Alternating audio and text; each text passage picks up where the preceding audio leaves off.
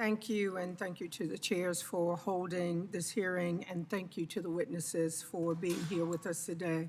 The tragic events that took place in the early morning hours of Tuesday, March 26th, were a tragedy not simply for Baltimore or Maryland, but for the nation. I join my colleagues in mourning the 6 lives lost in this catastrophic accident. While I have been heartened by the response of the Baltimore community, who have, at last count, already fundraised over $500,000 to support the families of the Key Bridge victims, it is the responsibility of both the federal government and the private sector to ensure something like this never happens again, which is at least, in part, why we're here today.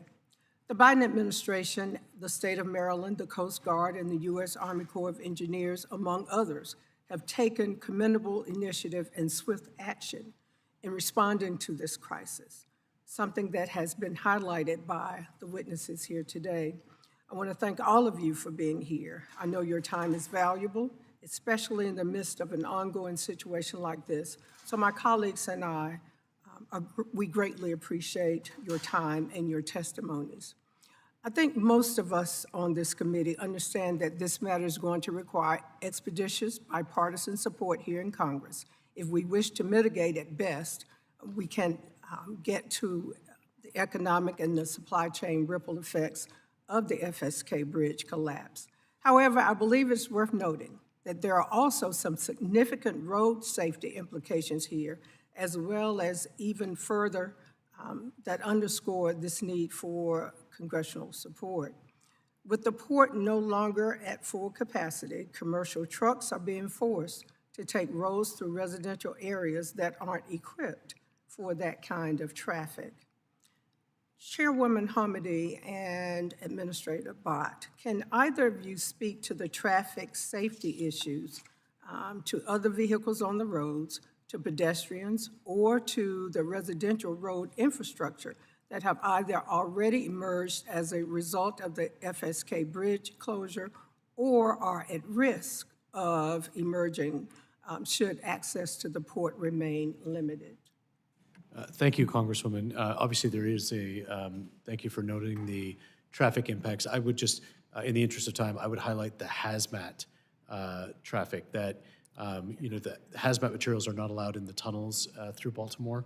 And so that was one of the critical elements of the Francis Scott Key Bridge, was to provide hazmat material to move around. And now what's happening is they're rerouting around the north side of 695. It goes through neighborhoods, and it's suboptimal from a routing perspective. So that's just one example. And then obviously, as you mentioned, there are trucks and other commercial vehicles and just higher levels of traffic working their way through residential areas now as well.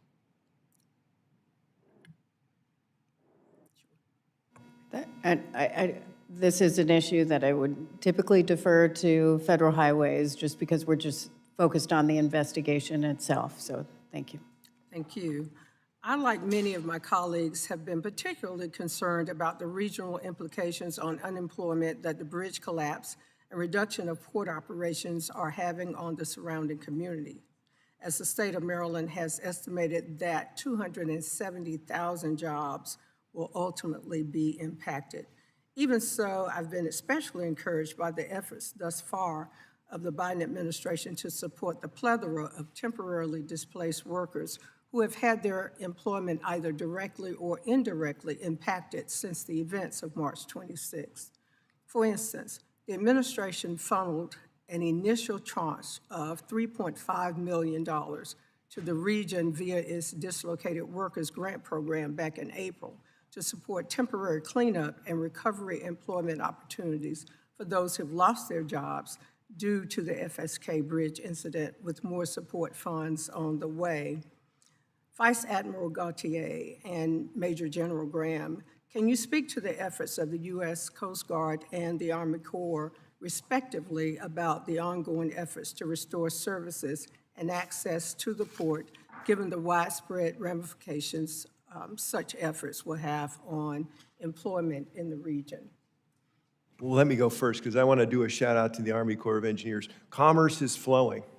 The depth of the channel has been restored to 48 of 50 feet. It's narrower than than what it typically is, but it's sufficient for Coast Guard to put one-way vessel and tug escort controls to get traffic in and out. And so we've seen over 35 deep draft vessels that have transited, over 300 smaller barges and other things that have been able to transit in and out.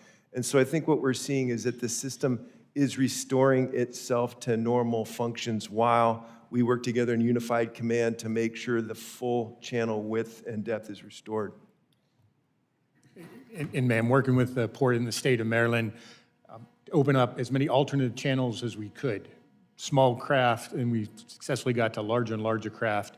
As Vice Admiral Gautier said, we were able to get a 35, now about 40, 48-foot channel to get those key car carriers moving, and we remain committed to getting the full channel open by the end of this month. Madam Chair, that's my time. I yield back.